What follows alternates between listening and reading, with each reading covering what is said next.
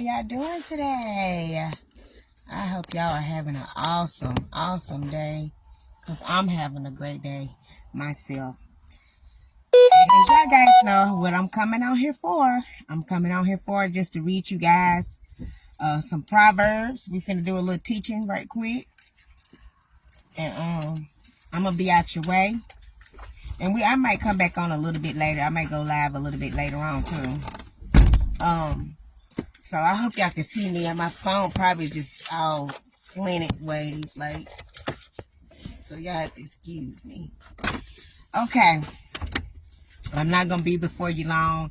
We're gonna be talking about wisdom invitations.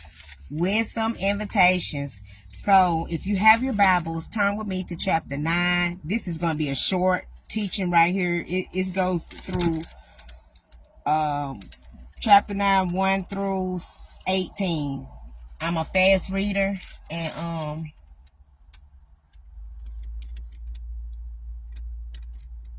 okay, I'm a fast reader, and we're just gonna get through this. Okay, chapter 1 says, wisdom has built her house. She has made it strong with 7 columns. She has cooked meat, mixed wine, and put food on the table. She has sent her servant girls to announce from the highest hill in the city, whoever needs instruction, come. She invites all the simple people and says, come eat my food and drink the wine I have prepared. Leave your old foolish ways and live. Advance along the path of understanding. What God is saying is that He wants people to start choosing the things of life in the right way. Y'all, let me let this window up. What is all these?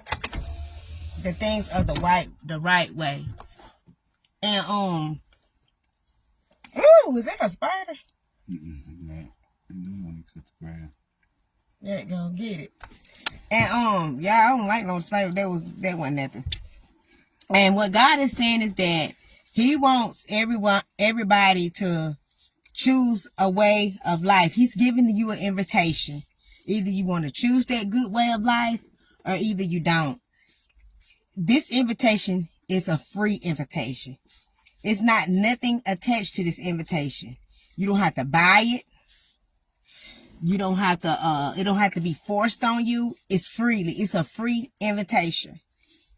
And it says, leave your old foolish ways and live. Advance along the path of understanding. Criticize a person who is rude and shows no respect, and you will only get insults. Correct the wicked, and you will only get hurt. So what that is saying is that leave these people alone that don't really have wisdom, or don't really have knowledge, or don't really care, or, just rude and like they just, you know what I'm saying? They act like they just really don't even really care about anything. So what I'm saying is that it says correct the wicked and you will only get hurt. And sometimes we just have to leave these wicked people alone because they don't really care at the end of the day. That's why a lot of people come up hurt, because, they're on a whole totally different level than a normal person is. Like, when you dealing with a person that's angry, wicked, don't care, about any cares of this world, just leave them peoples alone, because the only thing you're going to do is you're going to come up hurt. And this is what the word is saying. So I've learned to just let people be and leave them alone. I talk to people that's got sense, and that's willing to listen. And it says, and you will only get hurt. Don't correct such people or they will hate you. But correct those who are wise and they will love you. Teach the wise and they will become wiser. Instruct those who live right and they will gain more knowledge. Wisdom begins with fear and respect for the Lord. See, that's what I said on a week ago. If you don't fear God of how the life that you're living, guess what's going to happen? You don't love the Lord like you say you do. Fearing God means you turn away from all your evil ways. Fearing God is when you listening to what God tell you. Don't go over there just because your friends is going over there. You're going to listen and say, okay, I'm not doing this no more. I'm fixing to start staying to myself and doing what God requires of me. That's how you fear God. When you put away your foolish things, when you stop doing the things of this world, that's how you know you fear God. When you don't fear God, meaning that you living crazy. You doing whatever you want to do. And anything can happen to you while you out there. And you thinking like, okay, I'm not worried about it. God got me. But if God is telling you to come out from among, that means come out from among them folks. Come stop the things that you're doing, whether it's fornication, drinking, or whatever it is that you're doing. And it says, if you become, let me go back up because I done went way back down. And it says, don't correct such people, they will hate you, but correct those who are wise, and they will love you. Teach the wise, and they will become wiser. Instruct those who live right, and they will gain more knowledge. Wisdom begins with fear and respect for the Lord. Knowledge of the Holy One leads to understanding. Wisdom will help you live longer. She will add years to your life. See what we talked about about a couple of weeks ago? If you will allow God to tell you and make decisions in your life, it will be years added. See, I feel God. It was time when I was out there in the world, and I think I would have been gone if I would have never listened and paid attention to some things that God was telling me in my spirit. I don't think I'll be here. I really don't, because it was some things that I have done in my life that caused me, to be in some deep trouble. But when I started listening to the voice of God, and when I knew I didn't want to do that thing, I came out from among that. And it added, see, you don't know what's going to be added years to your life. It just all depends on the way you live. A lot of these people that are passing away, it's because they are not stopping the things that they're doing. Years could have been added if they would have just listened. I really believe that God added years to my life because I stopped the stuff that I was doing. And I'm going to give my testimony whenever I get a chance. Whenever I get ready to come back on later on, I'll probably give my testimony. But I believe God added years to my life because I don't even supposed to be here at all, period. So you're going to have to stay tuned for that testimony that I'm going to give. But it says, wisdom will help you live longer. She will add years to your life. If you become wise, it will be for your own good. Y'all keep saying, what is wisdom? Wisdom means understanding of how to live this life, meaning that you're not just being, what you call it when somebody just clumsy. You're not being clumsy of living, of learning how to live this life. Careless. You're not being, careless. You're being smart. You're being careful of where places you go, the friends that you're choosing, and how you carrying yourself. Don't let people talking to you and telling you all you do is sit at home and you don't go out nothing. It's more to life than just sit at home. Let them keep talking. If that's what you want to do, so be it. If you want to be at home, so be it. If you want to be the person to explore the world, that's you. If God tell you to explore the world, then you do what God say. And, I had a friend girl that tell me, all the time, about my relationships and stuff. And I didn't listen to her. I listened to what God requires of me. I said, Lord, what do you want me to do with this marriage? I said, do you want me to stay or do you want me to go? And I stayed. God said, I want you to stay. And he said, this is your husband. He said, pray and seek me. And that's what I did. Even though I didn't feel like I wanted to and I didn't see the results, but I listened to the voice of God. So this is what we talk about, the wisdom of invitation. God is sending you out an invitation of wisdom. He wants you to grab hold to it. Grabbing hold to it meaning that you're putting away the foolish and careless things. My God. And it says, if you become wise, it will be for your own good. If you are rude and show no respect, you are the one who will suffer. If you ain't got no respect for somebody, you're going to really suffer. I cannot stand to be around nobody that don't have no respect. Like, respect goes a long way. And it says, Foolishness is that other woman who is loud, stupid, and knows nothing. She sits on her chair at the door of her house, up on the highest hill of the city. When people walk by, she calls out to them. They show no interest in her. Men, have y'all ever been with a woman that her mouth, all she do is like this right here? Can never shut up. And see, I had a problem with that with my husband, and God had to deal with me. He dealt with me, and he said, sometimes you have to be quiet, slow to speak and quick to listen. And that's why I know how to respect my husband now. Because, I always tell and then if I do say something out the way, I always apologize to him. I'm like, baby, I'm sorry, that I override what you say. But have y'all ever been with a woman or been with a girlfriend or whatever you have, Beyonce, and that her mouth is just like this, like you can't tell her nothing. That's what you call foolish woman, a foolish woman. She can never, ever be quiet. She always wants the center of attention. She thinks she know everything. You can't tell her not nothing. When you go in public places, she's embarrassing you. Like, that's just foolish. Like, who would want to be with somebody like that? And that mouth is so loud, she can't even hear herself talking. Let us go on. 15 says, when people walk by, she calls out to them and they show no interest in her. But still, she says whatever needs instruction comes. She invites all these simple people and says, stolen water is sweet. Stolen bread tastes good. Those simple people don't realize that their houses is full of ghosts and that her guests have entered the world of dead. Wow, did y'all hear that? When you're dealing with somebody like that, that's a person with a problem.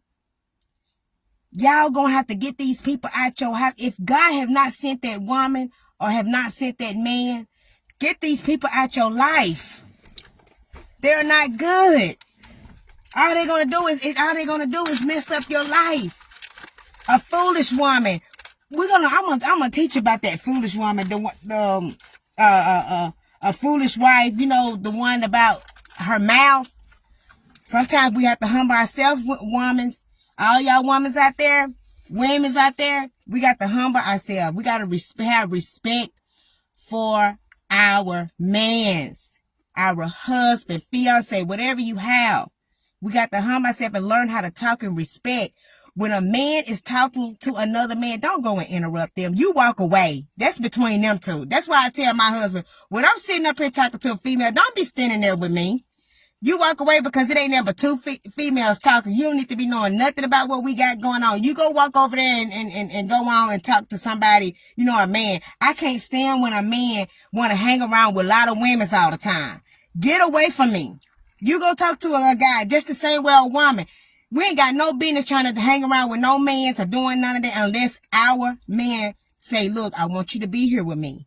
I want you to sit here and I want you to talk to me. Stand right here and talk with us. If he says that, then that's okay. But if we walking in the store and one of his friend guys come up and they talking and stuff, if they going to sit there and have a conversation, if it's not going to be long, I'm going to stand there. But if it's going to be a long conversation, I'm going to say, baby, I'll be right back. Let me run over here right quick. And I'm going to let them talk what they need to talk. Cause that's, that's between them two. So sometimes we just got to learn how to be quiet sometimes, women. Just be quiet and have respect for our mans, and the same as mans, have respect for your woman as well. So that's what we was talking about today. I told you this was going to be a short teaching. We was talking about invitation of wisdom. God is sending out invitations. It's free. You don't have to pay nothing. It don't cost anything. You just got to obey it. Obey the invitation. If God allowing you to come, and he say he's inviting you, then accept it. How do I accept the invitation? By doing what God requires of you and how to live this life. When you do what God requires of you and how to live this life, you will have a long life to live. God will add years to your life. He will protect you. That's why some of us are coming up hurt and unalive. Because we're not choosing the way of God's way. We're doing what we want to do. But if we do what God requires of us, say for instance, I always tell my husband, this is funny right here, y'all.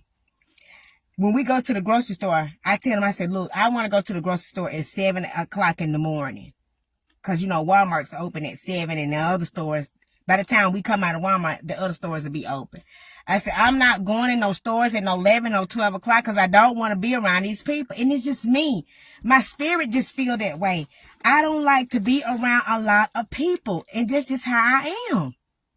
But if we sit here and be wise, and if God is telling me, because I know God is telling me this, and I told God, I said, Lord, I don't like going in the stores at 12 o'clock because, for one, it's a lot of germs, folks coughing in there. You don't know who gonna come in there and do no hit, try to hurt us, or try to do anything to us, or, you know, try to unalive us. We don't know that. So that's why we have to be wise of the places we go, the places that we eat at, the people that we hanging around with, the family members that we going to the house with. We got to start choosing wise things that we are doing. And when you do that, then you'll know how to live this life. Then you know that God is protecting you because he's telling you, don't do that. If your heart and your instincts is telling you not to do something, listen to it. Don't ignore it. And then we also talked about how to fear God. Put away all the foolish things. If you're drinking, cussing, whatever you're doing, stop doing it. That's how you fear God. Put away all the foolish things. Stop doing the stuff of this world, because y'all already know the stuff that we doing in the world. I used to be the same way. I used to cuss. I used to drink, smoke weed. I used to do all of that. I used to fornicate. I was fornicating. All my kids is out of wedlock. So I was in fornication too. So when we learn and know better, we do better. And when we do better, then God sees that and he's like, okay, she's trying. But when you keep on falling and messing up and allowing these men to use you, that's what it kind of really makes me upset. And I was telling my husband the other day, and I said, I wish I could just really start back over, because if I did, I would be a virgin. I would never would have went out there and did my body the way I did. Which I didn't go out there and just sleep like that, because everybody I went with, I was always a fiance. But we still was fornicating. We never did get married. But I was telling my husband, I said, I just really want to just wish I could just start over.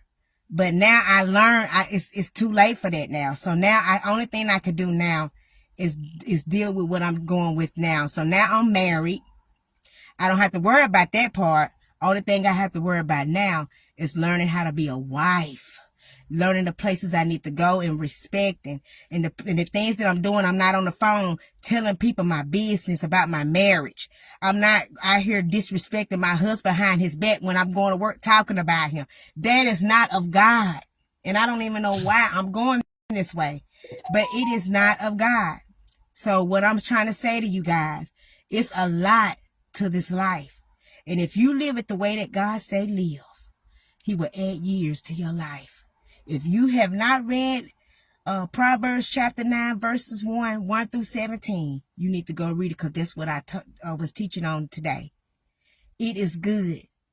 So what I'm trying to say is, you can get years added to your life if you do it in God's way. And with that being said, I will be back on later on this afternoon, and I'm going to be whatever God puts in my spirit, because it was a scripture that I wanted to go through, and I think it was in Matthew's.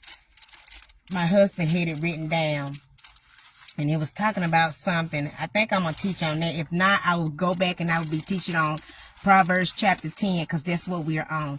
So I hope everyone have a blessed day, and thank everyone for watching this broadcast. And I pray that God will bless and